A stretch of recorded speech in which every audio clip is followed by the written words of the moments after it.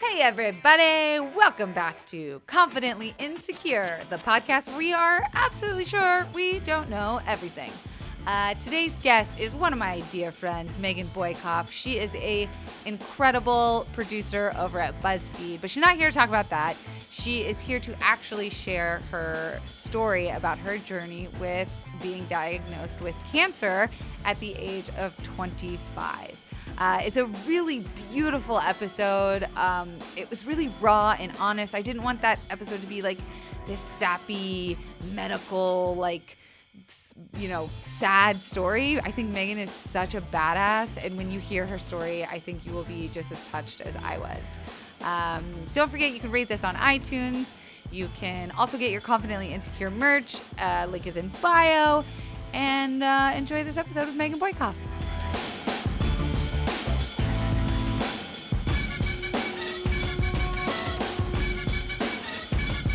We have my lovely friend Meghans Boykoff here this week. Yay. I said your last name right? Yes. Boykoff. Because people always call me Kelsey darragh, and I never correct them. No, it's Boykoff, right? Yeah.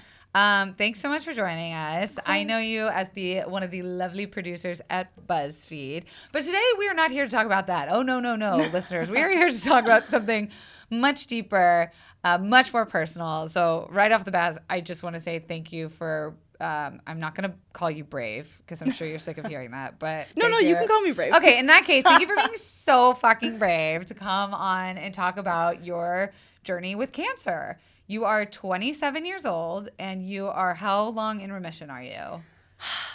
Honestly, I don't even know if I can use the word remission. Ooh. It's all sort of That's confusing. Good to know. Yeah. But it's been a year since my diagnosis and 6 months since chemo. That is so soon. Yeah. And you're already talking about it. Oh, sure. You have no choice, right? Yeah. That's kind of how I feel about things. Is I'm like, I wouldn't know what to do with all my thoughts and feelings if I didn't have an outlet. Not just that, but when something big happens to you, especially around family, friends. I was at a wedding this weekend, and this woman, given she's kind of off, but she comes up to me, she goes, "Oh, Megan, I had leukemia and I lost all my hair, but look at it now." And I was like, that's great. It's just an invitation to talk to you about trauma. Oh, God. It's reopening every day. And you're just like, ma'am, this is a Wendy's. Yeah. Jesus. Okay. So, before we get into that, tell me about how your life changed on March 31st, 2018. Oh, my God. So I'm just inviting you to open about your trauma right off the bat. I know why I'm here. No, that's not just why you're here. Of course. But trauma has a negative connotation. Yeah. But that's a good point. I've learned so much. Anyway, So how my life has changed. Everything. Just should I tell you the story of what happened? Tell me the story of what happened. Okay. So looking back, I guess I could say that I had a couple symptoms, but at the time, it just felt like, oh, I'm more bloated than normal. I'm more gassy than normal. That's weird. I wonder why, but it wasn't that's cancer, obviously. So it was just a Friday morning, and I woke up with this stabbing pain near my appendix, sort of. Okay. And it would come in a wave, and I would brace myself, and I wouldn't be able to breathe, and then it would completely disappear. Ugh. And I could move and bend and breathe, and I was like, okay. You're am I just a gassy? Yeah. Am my appendix gonna pop? Yeah. So Sheesh. I just went through my whole day that way. Just oh my God, you went the whole day? I went to work. I got a bikini wax. I went and I saw a show. You got a bikini wax with cancer? Meghans! I don't know what I was thinking. I want to preface this with you were also full-time at BuzzFeed in the middle of a dream job scenario when you have zero time to be getting a fucking cold, let alone cancer. I don't think there's any good time, but yes, this particularly was not a good time. Interestingly enough, me and Jake, who I've known since high school, and we, dated for a year and a half and then broke up, and we had just gotten back together. We had been back together for a month. Oh, wow. Yeah. So I personally think that I found the right therapist at the right time, and just the universe was you're going to need help. Here's your army. Yeah. So you had Jake, you had a therapist. Yeah. You were ready to go. Yeah. So I went the whole day feeling that way. By 1 a.m., I looked at Jake and I was like, take me to the... Can I curse? Yeah. Girl. Take me to the fucking hospital. And within 12 hours, I was in surgery. Holy shit. So tell me about when you got to the hospital. What did they do? What did they say? Yeah. So, I mean, they asked a lot of questions and, sent me into the MRI and whatever. And, like, the word cancer was never spoken. I guess behind closed doors to my parents and Jake, they were like. So did you call your parents? Yes. How soon? On my way to the ER. Okay. Because my dad is a foot doctor. Oh, wow. And, like, does surgery at the hospital and, like, has, In LA? Yeah. Oh, that's convenient. Yeah. Yeah. But also, that means he's there. Got it. So, yeah, they met us at the hospital and they were there. So behind closed doors, the doctors were kind of like, well, we should do some tests. This could be a thing. Yeah. Yeah. And so they basically said, we could do this and do that, but at the end of the day, we should really just, like, open her up and see what's causing this blockage. Now, where are they opening? What are they telling you? What's going through your head? I was vegan at the time. Oh, congrats. And thank you. At the time. I had really not taken care of myself. So I was extremely anemic. Oh, wow. And I needed like a blood transfusion. I had like no iron in my body. From going vegan. Yeah. And I don't want to make veganism is so gives good. You cancer, but no, oh my God, I think it slowed down my cancer, honestly, because they say the tumor had been there like growing for a couple years, and I truly believe that my veganism slowed down the process because meat is carcinogenic. We can get into that another time. Oh my, no, I want to talk about it. So what kind of cancer when did it come up? How did they tell you? What was that day? So I had the whole surgery. I was almost making jokes to friends who would come visit. I was like, what if it's cancer? And they were like, it's not cancer. Like you're 20. I wasn't even 26 at the time. Wow. It was like days before my 26th birthday. Jesus. And my friends were like, shut up. Yeah, because you're like a pretty funny, dark person like me. Like, you're just trying to keep it light. You're like, what if it's cancer? Yeah. And so, fast forward a week or two, and my colon surgeon called, and I was sitting at the kitchen table with Jake and my dad and my mom, and she was like, stage 3B colon cancer was a tumor. B? I don't know.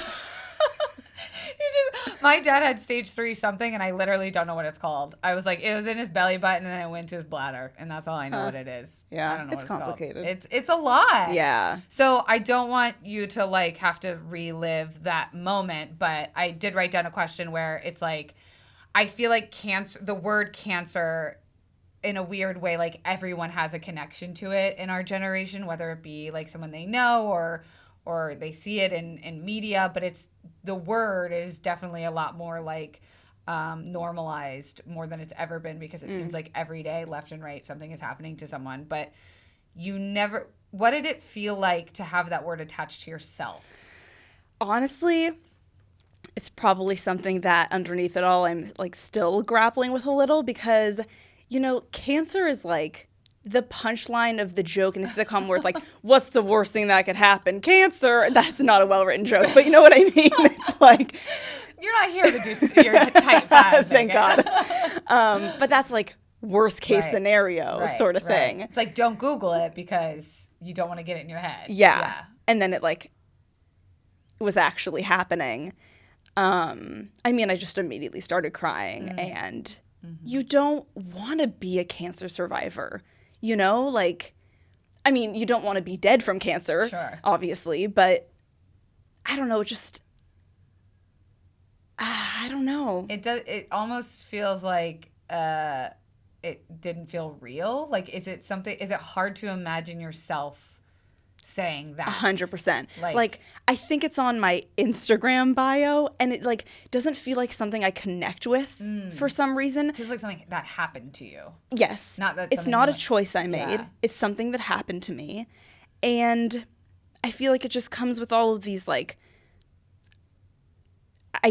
visual images. I don't want people to picture me traumatized, I don't want this trauma associated with me, but at the same time, it's given me the greatest gifts of my life. That's so okay. I don't want to go there yet. Going back to when you found out, you're with your parents, you have your boyfriend. Besides how it affected you, how did it affect other people? Because you are 25. Yeah. People aren't supposed to have cancer, period. But Right. you're not supposed to have colon cancer when you're 25. Yeah, that's like an old man's disease, literally. Well, I think that's how people think of it, right? Yeah, that's like a disease for 86-year-old men. So they were like, what? What the fuck? How did this happen? Yeah. You know, one of the first things that I was thinking, actually, that like was so hard for me to say out loud was, am I going to die? Oof. And I'm sure that that's the thought that everyone was thinking, is like, you have this colon surgeon on the phone, they're saying you have cancer, and all you want to know is like, is this the cause of my death, and in how long? Oof. Luckily it wasn't. But it's something you had to think about, which is not a thing people ever think about. Yeah, it's normally like so much more abstract. Right. And then all of a sudden it's right in front of you. So honestly, I mean, that whole year was such a selfish time. As it should be. Yeah, I don't regret it at all. No, just, of course you know, not. you have to look out for yourself. Right. So like, I couldn't really tell you what they were thinking, other than probably like, my dad is very pragmatic, so he's probably like, what's the next step? Right. And Jake was just holding my hand. You know, Jake basically said, I don't think of it as cancer, big scary thing. Like, you're sick. Mm-hmm. We have a plan. We're going to take care of it. So that's kind of comforting that there's versions of that around you. Yeah. Because I don't know how you handled it, but I feel like I would panic. I think I just went into like army mode. I don't know. Well, I think your brain probably does something, right? It's the same thing of like, we were joking about how like we were going to have to talk about trauma, and you said something beautiful of like, trauma doesn't always have to be so negative or so scary. And I think that's really interesting to say, because your brain does flip into a certain mode when things happen to protect you. And I have to imagine that your brain was probably like, okay, this is what we're up against. You know, I have choices, but did you ever feel like maybe you didn't have control during that time, mentally or emotionally? Or? Yeah, I think I probably like buried all of the feelings around it for several months, because I just had this like major surgery where they took out 8 inches of colon. So I was just focused on feeling okay that day. And like, I had so many daily things that I just needed to get through that I couldn't even focus on like the bigger trauma of it all. You can't think of it in long term. It becomes overwhelming. Yeah. I love that. Wake up and like, how's today gonna go? I think that's weirdly very mindful. Yeah. Like, it's almost like, let me focus on what I have today and what I'm thinking about today and who I'm interacting with. And it was good in that sense, but then also my therapist was like, you need to like understand what you've been through. Talk to me about your new therapist, and then you come in and you're like, I got one for you. I mean, I just had to text her and say, I'm not going to be in for a little while, because I'm, you know, there was just no room for it, which is kind of weird, because like, you'd think that like you need to make room for that. right, but there really wasn't, and that's Right. fine. But Yeah. I mean, it was integral in the healing process. Yeah. And so when did you start going back to therapy? Probably after like a month. And was that helpful? Would you like recommend that? Would you give it 5 stars? 5 stars to therapy. It's so hard to. I saw this beautiful image that represents therapy yesterday, and it's like this girl on one side of the couch, and her thought bubble has like all these different colored strings all in a mess, and then the therapist has a thought bubble, and all the strings are just like in perfect little balls, you know? Yeah. So it's sort of like helping you untangle and pull those colors apart from each other to say like, what can we Let's focus look on at today? what's happening here. Yeah, so that's really beautiful. Did you feel like, I have to imagine that this was a very like emotional process, and did you have an outlet for that on days when days were like rough if it wasn't therapy? Yeah, I mean, I feel so like cheesy saying it, but like Jake saved my life. Oh, your boy. Yeah. What do you mean by that? He was there every moment, and sorry, this isn't fun to listen to when someone's just like, I don't know. No, it's real. This is real. This is what happened. Yeah, this is your life. A lot of it was like, I wake up in the middle of the night in intense pain, and I have to wake him up, and he's there just to like, he's asleep like this, and he's just rubbing my back, because the only thing to quiet my mind is like a touch physically somewhere. To scratch your back will He has been quell a lot of problems. Yeah. He's been touching me for like a year. Like just straight. Yeah. And he never complained or got tired or exhausted or. I remember when we went to the oncologist for the first time to talk about, this is exactly the kind of tumor you had. This is what we're going to do with you. We left the office, and keep in mind, we had just gotten back together. Right. And I Holy looked at fuck. him. I looked at him and I said, are you going to stay with me? And he said, are you going to stay with me? Oh, what did he think he was going to bucket list your ass or something and fucking leave? So that just goes to show. And I mean, you guys are still together. So Yeah. that conversation, I mean, it's a scary thing to think about where you have to give someone a choice. Like, are you ready to do this with me? Because cancer isn't just happening to you. It's happening to everybody, your friends, your family. Cancer happened to him, I would say equally, just in a different way. Interesting. What about work? So how and when did you decide to tell your job? Because ours, I only work there part-time, is very demanding. I mean, Yeah. long hours, physical labor, creative, mental. It really is your whole life when you're there. So what was that like, being this up-and-coming badass rock star producer and then having to say, hold on a second, I got to take care of myself. Yeah, that was definitely one of the hardest parts because I didn't really realize how much my job was a part of my identity until I didn't have it anymore. And then you're sitting around and you just feel so worthless. And you're it gives you a purpose. Yes, it gives every you day purpose. to get up. Totally. So when I'm just sitting around and I'm in pain and I can't really move and I'm not doing anything creative, like, what am I here for? What am I good for? And it just like starts this Ruminating, totally. Yeah, this whole process. So I really had to like, not only was I accepting this new identity as someone with cancer, but who am I without my job? And how much of me is my job? And how much does that matter? And like, if I wasn't doing that and I was doing something else, like what parts of me are me and what parts of me are just like given to me by chance. By like environmental standards.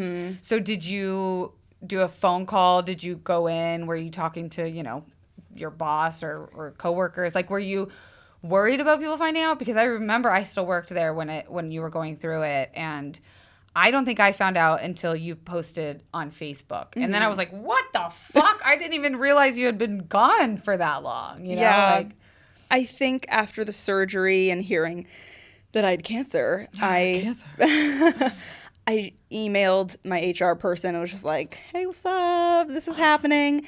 They could not have been nicer or more accommodating. I mean, props to BuzzFeed up and down, because I was like still getting PTO. All of it was just considered sick time, and it's unlimited. That's incredible. So when I came back to work, I had a lot of PTO.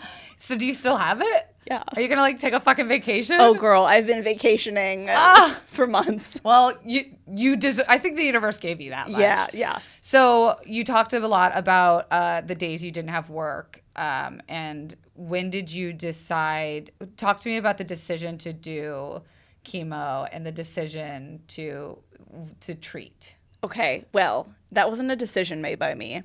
So the deal is you really only get radiation if there's like a tumor inside of you that they need to shrink or make go away, hopefully completely.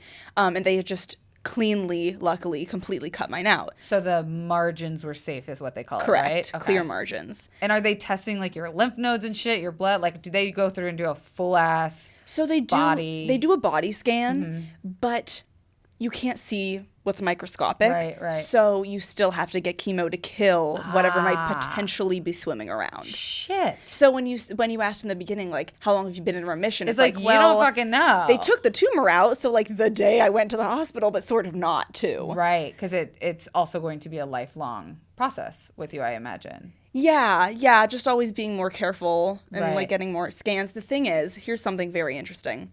So for someone, sorry, I'm turning my phone over and making a noise. Please, no. Go for it. For someone my age, it's very bizarre to have cancer in the first place and then to have like this old man cancer. I love that you're calling it old man cancer. That's what we will refer to it from here on. Your old man cancer. Yes, my old man cancer. Good friends. what was I saying? Oh, I'm so sorry. No, you you're were fine. talking I do about this the all the decision time. to do chemo, but then you said, here's something very interesting. Yeah, thank when you. you're your age, when Yes. you're getting old man cancer. So they would fully expect for that to be genetic, oh, to be in your genes somehow. holy shit. Yeah. Thanks, so, Mom and Dad. Yeah. So I had this whole blood test thing done, and shockingly, it came back as sporadic. What the fuck does that mean? So for me, it was a relief, but I can understand how it wouldn't be. It basically means like it just fucking happened. Wow. Like something went wrong, a cell got sick, and it just happened. So it wasn't Mom and Dad. It wasn't Mom and Dad. Thanks, Mom and Dad.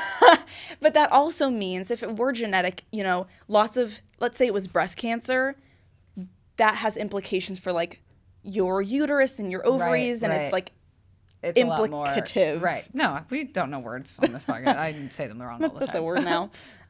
So to hear it was sporadic, I was like, I don't technically need to definitely worry about any other thing getting cancer. Right. You know? Right. It was just like that one area, and they take it out, and it's like, okay, you're good, but Should for be done. safety, Yeah. we're gonna fucking comb you and Right. do the chemo. Yeah. So chemo was 6 months. And you said it wasn't your decision. What do you mean?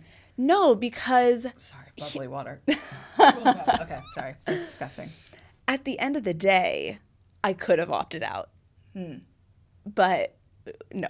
No, No. absolutely not. Because it's either take the risk and get cancer again later, or have probably the worst 6 months of your life and be like, you are clear. Yeah. And And I then was like- afterwards, you're kind of seeing like the light at the end of the tunnel. Whereas if you were to opt out and You're just kind of living in fear. Like, what if it's still in there somewhere? Yeah. So you were like, fucking sign me up. Yeah, I was like, let's do it. And so then what? Tell me about that process, because I remember you also made a video, which everyone should go watch on BuzzFeed. What was the title? The hair one or the other one? Well, both actually. Tell us a little bit about both. The hair one is what it feels like to lose your hair at 26 or something. And the other one is just, I got cancer at 26. Yeah. The And whole so story one. tell me a little bit about the hair, because I think that's what Yeah. everyone thinks of when they think about chemo is like, you're going to be sick, you're going to lose your hair, you're going to hate everything for a while. Yeah, mostly all accurate. I imagine. How do you fucking mentally prep walking into basically like a storm? To a certain extent, you don't. And you just accept that, like, you know, the same way that cancer just, like, happens to you. I mean, at that point, like, you're partially just so defeated, and you're partially, like, you just have this understanding that you don't plan for life. Like, you can make plans, and, like, that's cute, but at the end of the day, you don't really have a say. Right. You don't have the control over what's happening to Absolutely you. Right. none. So, and everything up to chemo had been, oh man, Kelsey, had been such a fucking mess. Like, first I had to go into colon surgery, and then they found out that my iron was low. So then they tried to get my iron up, but turns out I'm allergic to IV iron, so I had a seizure. Oh my, what? And then, because chemo might affect your ovaries, I had to get my eggs frozen. So that's weeks of hormone shots. God. I did not know all of this. I blocked it out too until this moment. Like, it just devolved. You got your eggs frozen? That's already like an insane process. Yeah. So you're doing that right after you had colon surgery. And then I have to get the port placed Right. for chemo. You're so that's showing us another a scar surgery. over your breastplate right Yeah. now, which is that's where they put a device that you wear 24/7 that's pumping chemo. Not exactly. Not exactly. So the port is like a little thing that goes under your skin so that They like plug you in. they plug like you a cell in phone to the chemo. They're Yeah, just like, you're ready. Get Exactly. juiced. I called myself the Borg for those familiar with Star Trek. Fair enough. So tell me a little bit about. I know I keep asking like, how the fuck did you do this? And you're Right. like, I just did it. No, but no, like, there's more. Yeah. to hear that you had to get your eggs frozen, to hear about all the iron, that you had a seizure, like those are just hits that keep coming. And where did you find that, like, I'm trying to boil it down to the barest bones of like, did you just have to choose like, I'm either gonna fucking survive or I'm giving up? Yeah. And at that point, at least for me, like, that's why people always say, oh, you never know how strong you are until you have to just do it. And, like, it's true because the choices are roll over and die or don't. Did you ever feel like rolling over, or was that not even a fucking question? No, 100%. Wow. It's funny because people are like, oh, like, you're so strong and you're handling this so well. But, like, of course, I never got so depressed or anything like that like I made any plans. But, there were absolutely nights when I was on the floor, just like, I don't want to do this. Yeah. You're fucking sick of it. And like you feel like a science project and like it just doesn't feel worth it. Yeah. But at the end of the day, I would rather, being that close to death made me realize I would rather be in pain than feel absolutely nothing. Oof. Damn. And I don't want that to like come off insensitively. Like I don't want. Oh no, absolutely not. Like people who are really struggling with depression right now, like if I were in a depressive state, I'd sort of be like, fuck you. You would rather be depressed and alive than dead. Right, at the end of the day. Like you would rather kind of suffer through this. I'm like, this is life. Right. Like sometimes it sucks. It sucks and it's hard and it hits you in the face. Yeah. But like, I'm doing it. Did you ever feel like those days when you were on the floor, were you ever in your head thinking, when this is fucking over, I'm going to Paris, I'm fucking doing anal, did you ever like bucket, I don't know why that was my 2 bucket list items. I've been to Paris and I've done anal. Did you ever like bucket list in your head things of like, when this is over, I'm gonna fucking live? Or did you try and in those moments be like, I'm going to start living today? Or were you just like, I'm too fucking tired to do that shit? There was absolutely no room for thinking about any moment farther than that one. I was like, am I going to be able to inhale after this exhale? And if so, awesome. Great. Make it through that step. Come for the next thing when it comes. Yeah. So I want to get to... okay, let me ask like sort of a more medical question. Did you learn more about anything with healthcare and insurance? Was there ever like you just like rolled your eyes so hard? Was there ever like, did you get to experience, tell me about your experience with the healthcare system and insurance. I wish I had more to say. I am very lucky in the sense that... Oh, you're 27, not 27 yet. Were you still on your parents' insurance? No, I was on BuzzFeed's insurance. Oh, well, they have great insurance. We're good. Yeah, it's great. And, because my parents like live right here and my dad's a doctor, like they just took care of most of it. Yeah, they were just like, we don't want you to have to think about it. Right. I mean, I will tell you, like the bills, they never stop, and they make it so fucking hard. Impossible. They make it impossible. They do not want you to win. You're not crazy. You're not like, how is this happening? Like it's difficult because they have made it that way. And you hear those stories about people all the time that are like, my mom died because of not because of cancer, but because the system failed her. Like we actively, like you're saying, don't want people to get better, especially for people of color. Like if I went into that ER and I wasn't white in the way I look, like I might not have been taken seriously. Right. No, that you're totally right, especially when it has anything to do with the lower area or whatnot. Well, I'm glad that you had that resource. Like I said, I think the universe probably was kind of like, we'll give you one there. Yeah. When you publicly came out and talked about how you were sick, did anybody change? Did, an ex reach out? Did, were people just like way nicer to you and you're kind of like, fuck you, you're only nice to me because I have fucking cancer? Or like, how was the public reaction? I can't say that anyone like super interesting came out of the woodwork. Definitely like people from like every single part of my life, people I haven't talked to in years and years and years, just to show their support and say like, way to fucking go. And like, I'm praying for you. You're in my thoughts, whatever. Not whatever. That's very nice. No, I mean, I kind of rolled my eyes when you said that. I was like, yeah, okay. I'm like, it's a nice thought. It's a nice thought. Their intention was well. Yes. So do you feel that having people say, I'm praying for you or I'm wishing you well through Facebook resonate? Did it give you the cheerleading squad you were kind of looking for? I'm not trying to shit on them. Like if you're someone who sees an acquaintance on Facebook say they got cancer, like say thoughts and prayers. Send them a motherfucking smile. Yeah, send them a smile. But I think at the end of the day, it makes them feel more better than it made me feel. Ooh, TTT. I think, they're trying to quell their own. Right. Whatever. Well, so did you have any weird, like, I guess as someone who would like see that and a friend going through that, I would feel weird being like, I don't know what the fuck to say. I don't know. And you're kind of like, you just want people to treat you normal. Yeah. Or did you kind of want like, no, I've got motherfucking cancer. Fucking carry me to like bring me ice cream. Like, did you? I think I felt so science project-y in every other part of my life that like a family friend sent me a Sephora gift card and was like, I know that during these times, like all you want is to feel normal. And that was like the best gift I got. Like the socks that say strength on them are really nice. It's a nice thought. I wear them to the gym. No! But someone gave you strength socks. Fuck.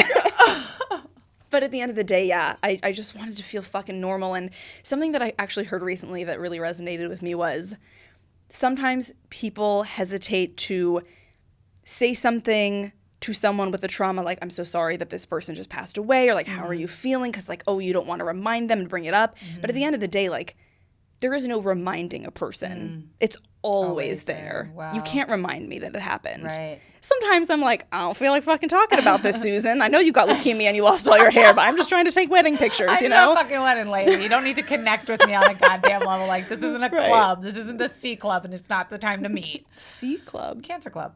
Oh. My dad always said that because he's been in remission for, I think, 5 years now. He had his bladder and something else removed. So he has like a cystectomy bag. And, like his lifestyle changed dramatically. And yeah, it was tough. But he always called it the C Club because after he was in remission, he would go back to the hospital that, you know, essentially saved his life and talk with young people. And he would teach a class on like, you know, your life's going to be different now that you have a bag of piss and shit hanging off of your hip. Like, here's like 5 steps to, you know, being able to go to the beach or whatever.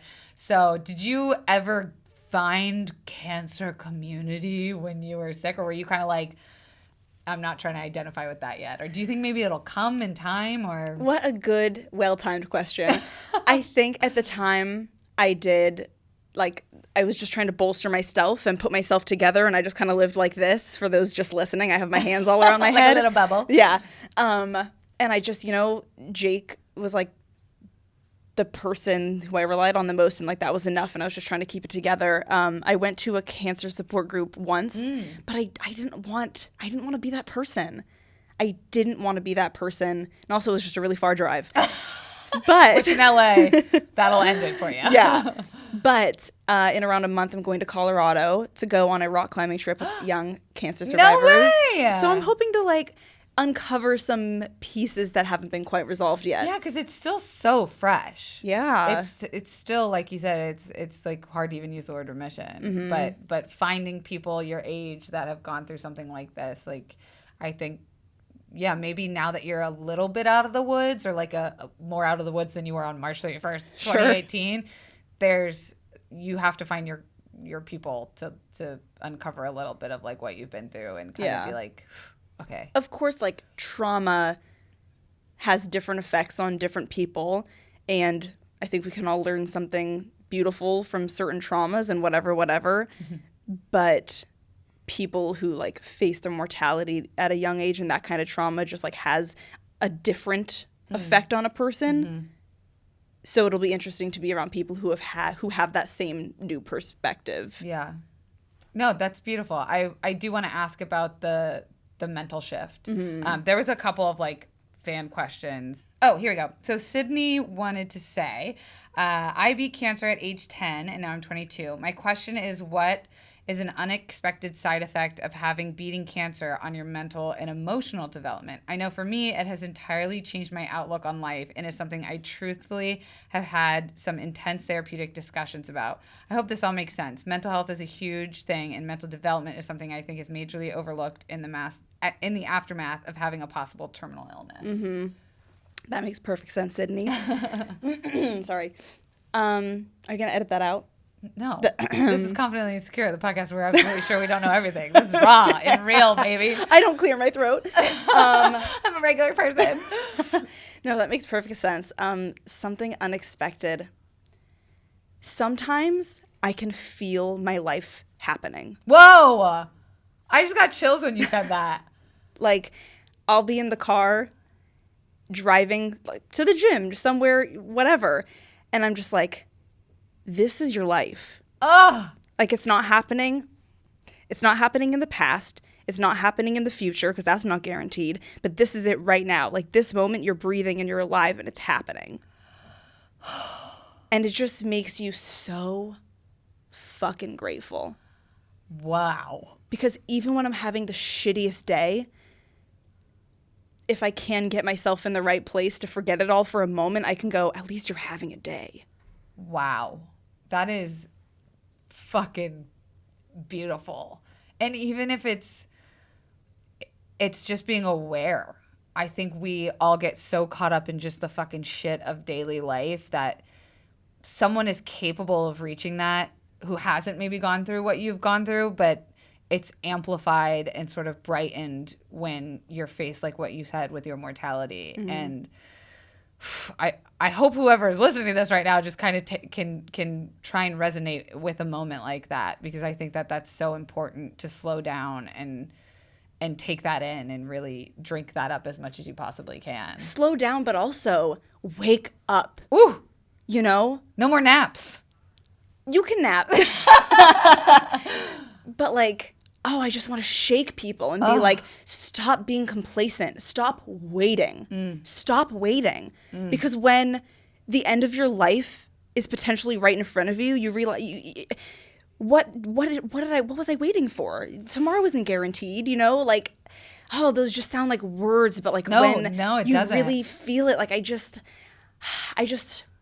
I wish and I hope that people don't have to go through something so traumatic to feel what I mean. That's what I mean. When I say life is happening now. So do you wake up and like colors are brighter and like a song sort of plays in the background when your alarm goes off, or do you still, do you still have those hard times? I mean, I'm answering the question for you. Like, of course, like you don't wake up with sunshine and roses, but do you feel changed in that like you're actively choosing to live with more love or more kindness or more intention or emotionally? How have you changed? Sometimes I feel a little guilty because there are big swaths of me that like are still the me from before. You know, I feel like something like this like should have changed me completely, and I wake up at 5 every morning or something. No. But like I don't. Like I'm still me. It's just in moments it's different.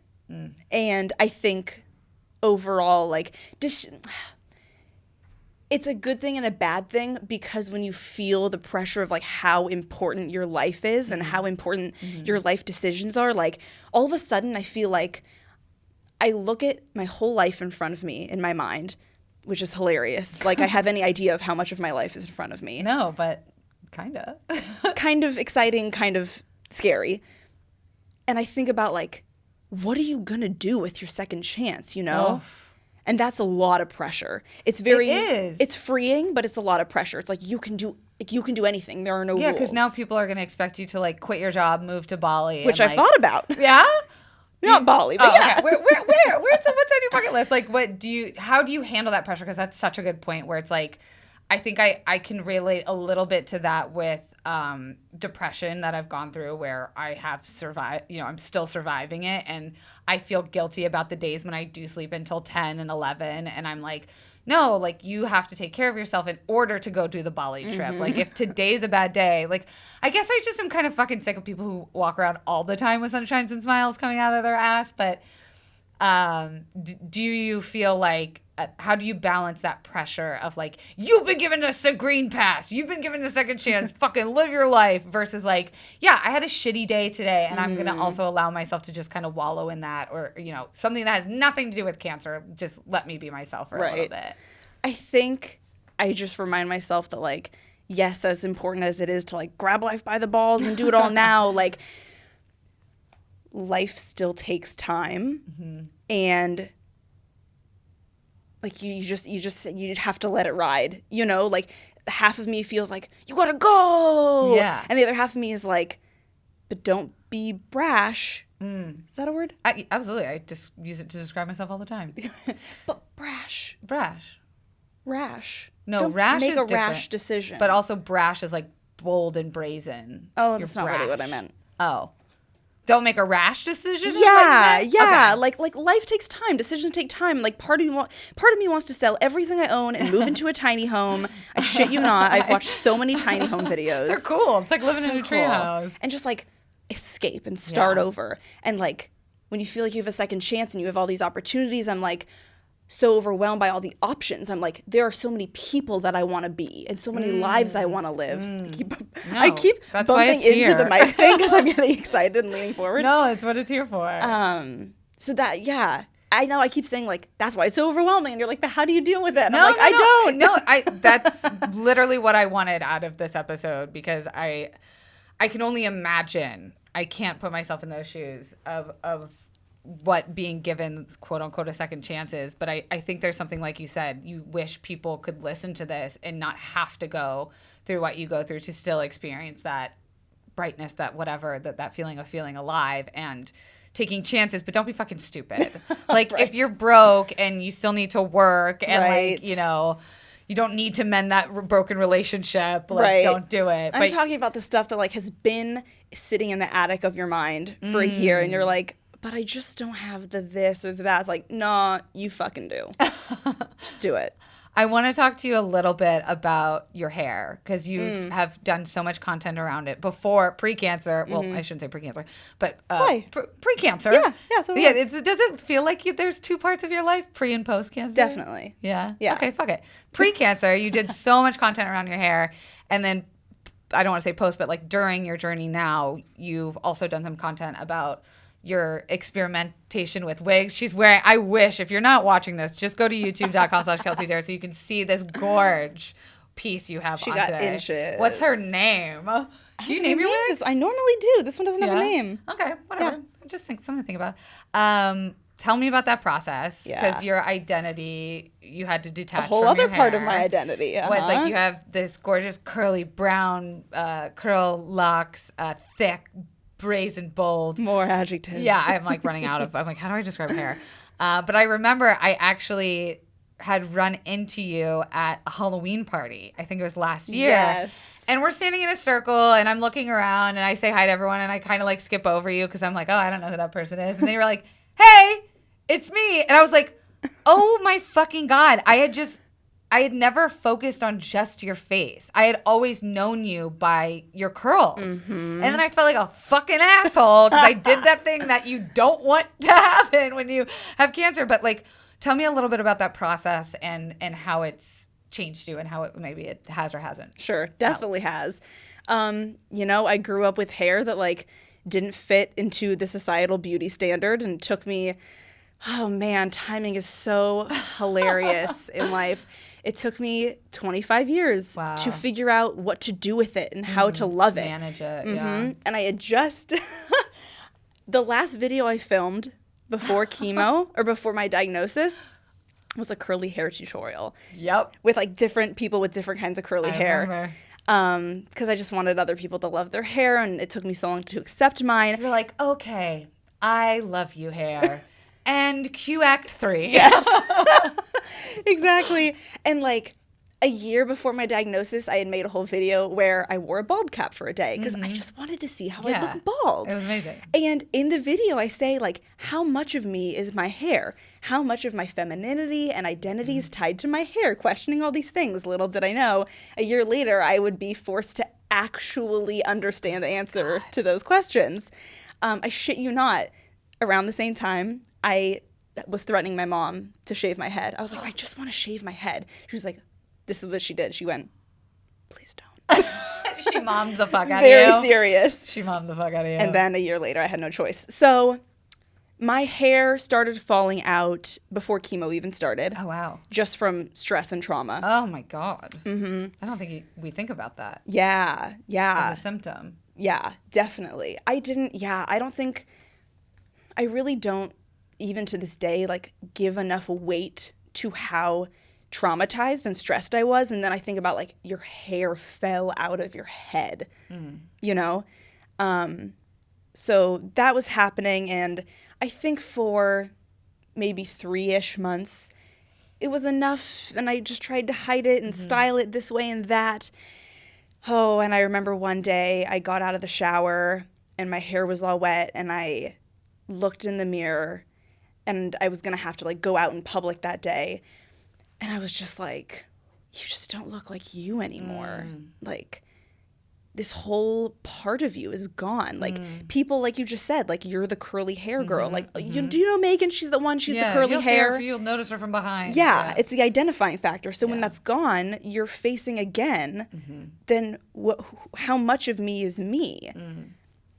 So I'm an Aries, very impulsive. So I came home one day and I looked at Jake and I said, I want to shave my hair tonight. Fuck it. We're doing it. And he was stoned and very scared and was like, this is a lot to handle. But we did it. He shaved my head for me. Aww. And it was not hard. And wow, I'm blessed with a good head shape. I'm not gonna lie. Holy shit, you rock it. When you don't have your wigs on, I'm like, bitch, go off. You should have done the shaved head. You totally can. Thank you. So when you went to play with wigs for the first time, were you excited, nervous? Like, now you have so much ability to play. Like, is this something, are you trying to grow your hair back out? Are you like, is this the new you? Yeah, it's all the new me. I think when I first started looking at wigs, it wasn't even, did I still have hair? I think I did when I got my first wig. It wasn't even necessarily to like, oh, I just need to cover this up. I feel so bad. It was more out of like, you know what? Like, I have this whole new world open to me, and like, let's like explore Embrace this it. whole, yeah. And at first I was trying on wigs that like replicated my old hair. Oh, yeah, which didn't work. No, I do have one that looks like my old hair, and I like it a lot.